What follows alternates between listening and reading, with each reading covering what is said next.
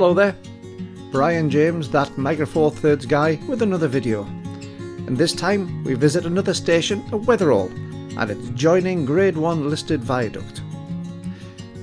Now, as usual, please take the time to hit the subscribe button below to see all of my future videos, and if you want to be notified every time I release a new one, then hit the bell icon.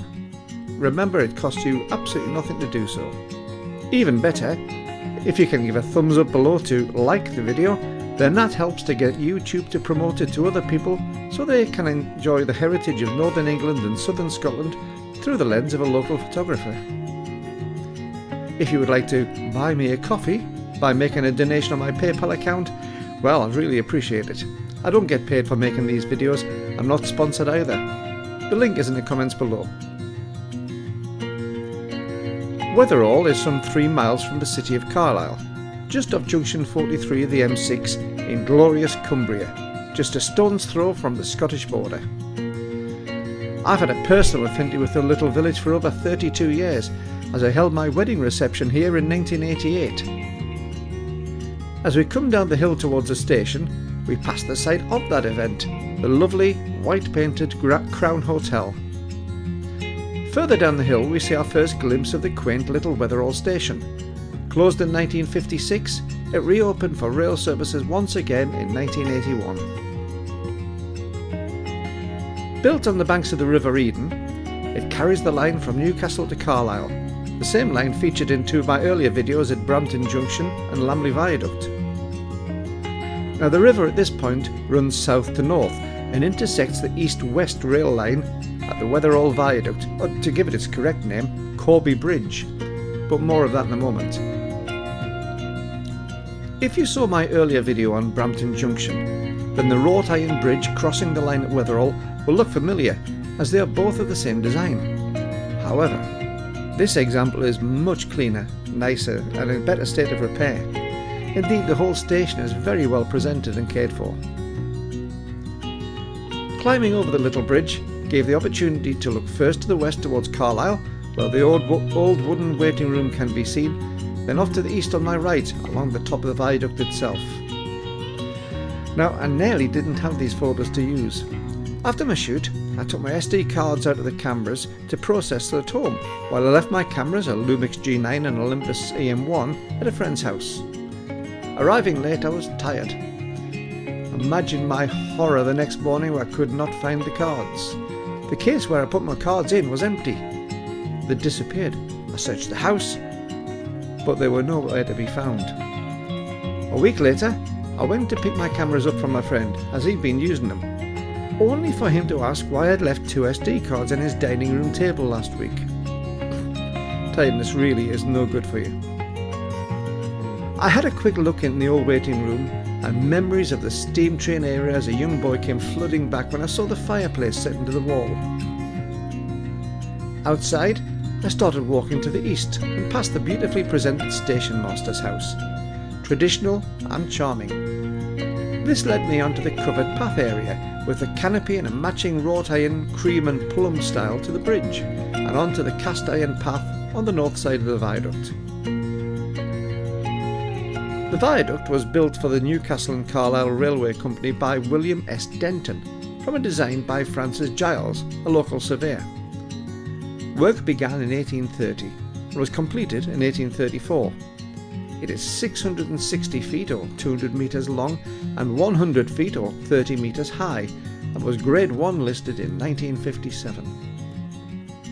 The footpath was a later addition in 1851. It was erected because people were trespassing on the line to cross, and so the footpath was installed with a toll of 1/2 penny. 105 years later, when the line closed in 1956, the toll had doubled to 1 penny. That's inflation. Looking down into the valley, we can see far below us the River Eden and the old Wetheral mill. Looking north, we see the river disappear into the distance to become one of the 3 rivers that flow into Carlisle: the Eden, which is this one, the Caldew and the Petrel. As we reach the eastern end of the viaduct, the line gently curves north and we see Wetheral signal box. Again, in contrast to the one at Milton Crossing in my previous video, this one is resplendent in a coat of green and white paint and looks fabulous. And bang on cue, here is the Newcastle to Carlisle Northern Rail train service. Halfway on my journey back is the old North Eastern Railway gas lamp post, showing some corrosion as it's been weathered on the middle of the viaduct. Nearby, the foundation stone, now somewhat covered in greenery, which details the builders of the bridge in the inscription. Now the ironwork details on this bridge really are superb too. Back to the station entrance, and I'm confronted by the 99 steep stone steps to the roadway, 100 feet below. Now I'm not great with heights in the first place, but negotiating these steps while carrying 2 cameras and also a badly damaged arm after a recent fall left me on edge. What risks I'd take just to bring you a video. But the descent was worth it, as the magnificence of the viaduct, hidden from above, unfolds in its 5 89-foot or 27-metre spans, which can clearly be seen dressed in the red sandstone from the nearby Newbiggin quarry. I finally reach the road below and head off along the river toward the mill and down onto the riverbank, where I can appreciate the architecture of this beautiful stone masterpiece at last. As with many buildings, the stonework weathers into beautiful patterns and produces a range of colours and shades which really pleases the eye. The mill itself is totally in period and keeping with the bridge, and again is part of the charm of this lovely little village. Speaking of the village's charm, I walk along the river and back into the village away from the mill, where I see a few lovely riverside houses, and climb up past the Holy Trinity Church towards the village green, and back to where I started, back to the Crown Hotel.